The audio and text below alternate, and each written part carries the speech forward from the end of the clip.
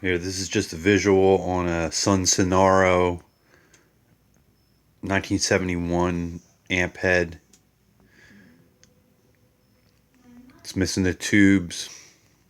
It's not repaired, just to show what it is and what electronics it has, how it's hooked up. I'm going to be assembling it into the case and selling it on eBay as is.